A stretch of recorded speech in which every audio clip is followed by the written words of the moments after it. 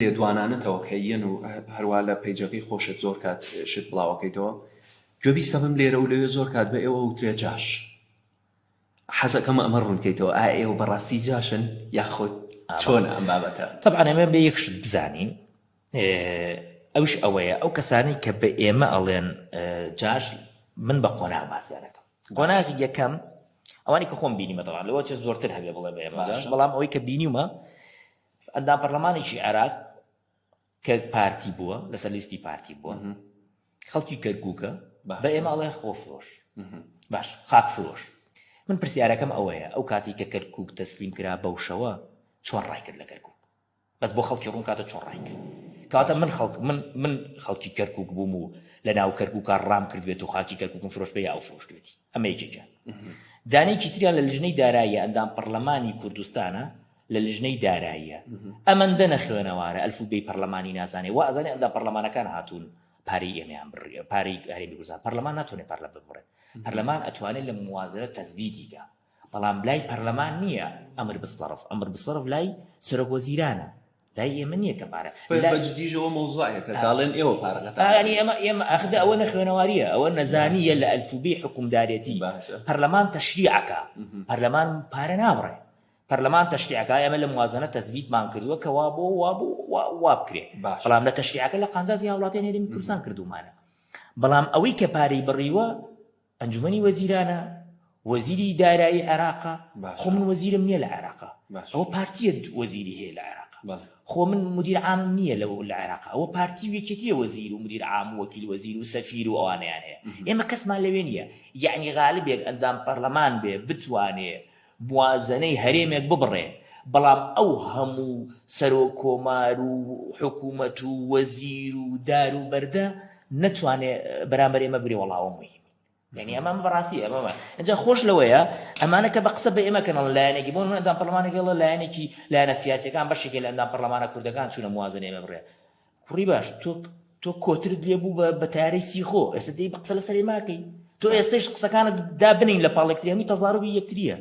خۆتان وەکو لیژنەی دارایی وەکو لیژنەیەک مەجموعەی ئەندام پەرلەمانی کوردستان هاتبوون بۆ ئەوێ بۆ لیژنەی دارایی وا قسەیان کرد بوو گاڵتەیان پێ کرد وتیانە باس چێ کرد وتیان ڕێژەی ئێمە 37% وتیان بۆ وتیان لەبەر ئێمە سەدی دەربەنی خان سەدی دوکانمانە وتیان بە ڕێژەی دابەشکردنی پارە لەسەر سەد و ئاو نییە لەسەر عەدەدی نەفەر و لەسەر سوکانی وڵاتەکەیە و حەزەکەم ینی بۆ جەنابتی ڕوونکەمەوە پارتی تووشی فۆبیای ئێمە بووە ینی ئێوێت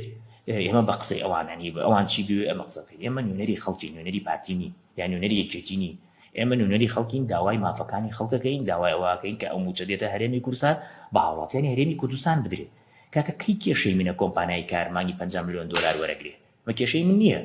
کەی کێشەی منە تۆ کێشت هەبووە لە کۆڕک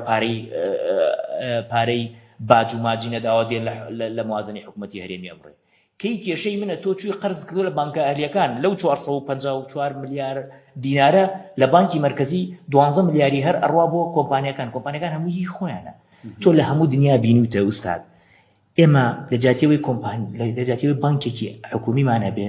بانکی ئەهلیمانەیە هی نێچیرە کوردستانە و ئارتیە هی مەسرورە و نازانانی چی ئەمە عیبەیە لەجاتی ئەوەی کەناڵێکی نیشتیمانیمانە بێ وەکو عێراقی عێراق کەچی کەناڵمان هەیە کورسان 24 هەیە بن زمانی و سەر زمانی لە هەفتەیەکە هەر ناوی ئەندام پەرلەمانەکانی کوردستانە ئەڵێ ئێمە ئەندام پەرلەمانەکانی عێراقا کوردەکان کە لە عێراقن ئەڵێ ئێمە موازنەمان بڕی ئەڵێ ئێمە شنگالمان فرۆشت ئەڵێ ئێمە نەوتمان فرۆشتووە ئەڵێ ئێمە چونە پیرۆزباییمان لە کازمی کردووە ئەڵێ ئێمە لەگەڵ علاویات تێک چوین لەبەر ئەوە وەزیرەکەمان فواد حسێن دانەنراوە ئەڵێ ئەمانە ئێمە کردومانە کەچی خۆیان ئەمە هەمویانە کردو باسی ناکەن ئەمە بە پارەی نەوت ڕووداوە بە پارەی نەوت و ئەوانە قساکە لێرێشەوە مەجموعەیە کەناڵی تر هەیە بە پارەی ئەو بە پارەی ئەملایەن و ئەولایەن ئیش ئەکاتوانە ئەمە لە جاتیەوەی کەناڵێک لە جاتی ئەوەی زانکۆیەکی حکوومیەکان داعمەکەن هەر کەسێک واتۆ زانکۆیەکی ئالی کردوتە بۆ نمونە زانکۆی ئەمریکی لە سلێمانی پارە لە داهاتی نەو دروست کراوە زانکۆی ئەمریکی لە دوهۆک لە داهاتی نەو دروست کراوە لە جاتی ئەوەی کە قوتابخانەکانمان بکەن بە قوتابخانەیەکی جوان و مۆدرن و هاوپارە بدەن بە موچەی فەرمی مامۆستایان بدەن لە کاتی خۆیان بۆی مامۆستایان بتوانێت خزمەت بکە کەچی و تەبێژیان هەیە و ڕاوێژکاریان هەیە قسە بە مامۆستایانەکە ئەڵێ مامۆستایان هیچ دەورێکی نییە. یعنی ئەمە ئیهانەکردنە بە فەرمانبەران بە مامۆستایان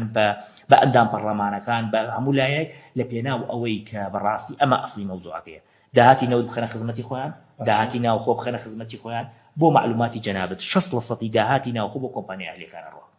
هەموو ئەو کۆمپانیانە کۆمپانیاینە. بۆ زانیاری جەنابەت ئێستا لەم لە سلێمانیە مەرز ئەکرێتەوە بە کۆمپانیان داوە مەرزەکە بە کاملی داوێنە بە کۆمپانیا وتیانە تۆ چاکی بکە لە گەرمیانە مەرزەکە کۆمپانیەکە ناوی قەیوانەکان مەرزێکیان پێدا وتیانە بەرە کۆمپانیا چاکە لە جاتی ئەوەی کوالیتی کۆنترۆڵ بەدەست حکوومەتەوە بێ بۆی من بزانم چ بنەوعی بەنزین دێ و چ نەوعی دەربان دێ و چێ هاتوونە دایانە بە کۆمپانیەکانی خۆیان